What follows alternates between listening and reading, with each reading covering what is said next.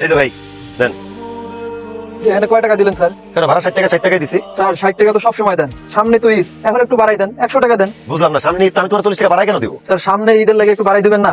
আপনারা যদি বাড়াই না দেন তাহলে কারা বাড়াই দেবো কোন? বউ বাচ্চা নিয়ে ঈদ করার লাগবে না, এখন একটু বাড়াই দেন। ঈদ দেখা তুমি আমার কাছে বাড়াই চাইতেছো, কিন্তু আমি কার কাছে বাড়াই চাবো কও? কি যে কোন স্যার, আপনি এত বড় চাকরি করেন, আপনার আবার বাড়াই চাওয়া লাগবে কেন? যত করে চাকরি করি না কেন, খরচ ঈদের আগে যা ছিল ঈদের সময় খরচ আরো বাড়ছে, কিন্তু বেতন কিন্তু ঠিক আগের ওইটাই আছে, সাথে সামান্য কিছু বোনাস পাইছি।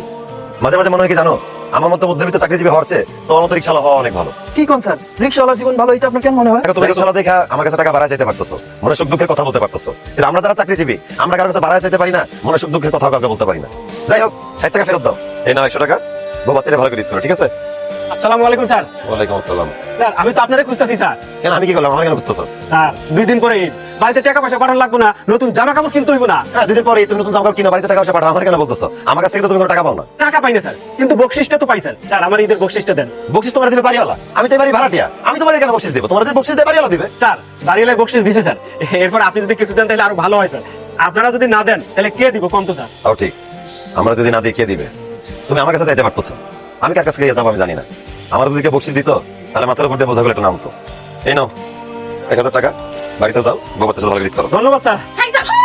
আমার এই লেহেঙ্গাটা একদমই পছন্দ হয়েছে না, কেমন একটা কালার, সাদা মোড়া মোড়া। আমি লেহেঙ্গা পরুম না, ভাবির লেহেঙ্গার কালারটা কত সুন্দর। আরে বাবা, তাদের লেহেঙ্গা, তাদের পাঞ্জাবি, তাদের শাড়িতে সুন্দর, এটা দেখলে কেমনে? কেউ তো কার কাপড়ই দেখায় নাই। আর তোর শ্বশুর যখন পায়জামা পাঞ্জাবি পরে ট্রায়াল দিতেছিল তখন দেখে ফেলেছি। ভাবি আর তার মা যখন শাড়ি আর লেহেঙ্গা পরে দেখতেছিল, আমি আর মা তখন জানালা ফাট দিয়ে দেখে পাচ্ছি। আমি তোমাদের সবাইকে আমার সাথে শপিং এ যেতে বলছিলাম, তোমরা বলছো রোজা রেখে কেউ আমার সাথে শপিং এ যেতে পারবা না।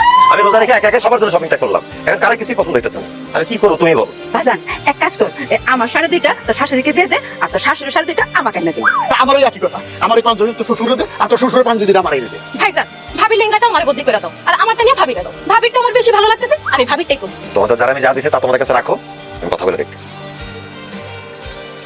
তাই আমার বাপ মা কি তোমাকে বলছিল জামা কাপড় দিতে, তুমি নিজে ইচ্ছাই দিছো না? হ্যাঁ, নিজের ইচ্ছে দিছি তো, কি হইছে? কি হয়েছে তুমি বুঝতেছো না?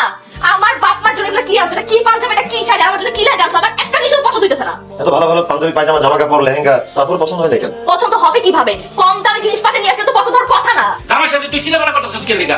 জামাই বাবা যা করছে ঠিকই আছে, আমরা কি তার আপন মা বাবা? আমরা কেমন শ্বশুর শাশুড়ি, আর বলে কম দামি জামা কাপড় আনবো, এইটাই তো স্বাভাবিক। কি কও? ঠিকই বলছো। আর মা দেখ না, জামাই বাবাজি রুচি দেখ, নিজের মার জন্য আনছে আফগান শাড়ি, আর আমার জন্য আছে কম দামি সুতির শাড়ি। মা, এগুলো কম দামি না, সবার জন্য যা যা কাপড় আছে সব দামি সেম। সেম হইলে আমার বাপের পাঞ্জাবির কালারটা এরকম কেন? আমার মার শাড়ি কালারটা দেখে তুমি এরকম কেন হবে? আর আমার লেহেঙ্গা, আমি তো শিওর তোমার বোনের লেহেঙ্গাটা এর থেকে অনেক বেশি দামি। তোমার কোনো কিছু আমার লাগবে না, আমাদের কোনো কিছু দরকার নেই। তুমি এখন এগুলো নিয়ে মার্কেটে ফেরত দিয়ে আসো, যাও। ঠিক আছে, তোমার যেহেতু মনে হইতেছে আমার আব্বা আমার জামা কাপড়গুলোর দাম বেশি, তাহলে একটা কাজ করি, আমার আব্বা আমার জামা কাপড়গুলো তোমার আব্বা আমার দিয়ে দিই, তোমার আব্বা আমার জামা কাপড়গুলো ওনাদের দিয়ে দিই। খবরদার ফালতু কথা বলবা না। তোমার বাপ মা বোন ওই জামা কাপড়গুলো পরছে, ট্রায়াল দিছে, ওগুলো আমার বাপ মার দিতে চাইতেছো? হ্যাঁ, ও আমার বাপ মার এখন পুরান জামা তুমি খসাই দিবা, তাই না? এগুলো তো আমি খোঁজে দিব না। তাহলে আমি কি করবো তুমি বলো রিয়া? তুমি আমাকে টাকা দিবা, আমি নিজে গিয়ে আমার বাপ মার জন্য শপিং করে নিয়ে আসবো। আরে বাবা, শপিং এ সব টাকা খরচ করে ফেলে ঈদটা করবো কিভাবে? ঈদ কিভাবে করবা সেটা তো আমার দেখার বিষয় না। আমার বাপ মার আমার নতুন জামা কাপড় দিতে হবে, আমার নিজের জন্য নতুন জামা কাপড় কিনতে হবে, এটা হচ্ছে আমার দেখার বিষয়। শোনো, কাল সকালে আমি আমার বাপ মারে নিয়ে শপিং এ যাবো, তুমি টাকা দিবা, ব্যাস। ঠিক আছে, নিও টাকা, কি করবো?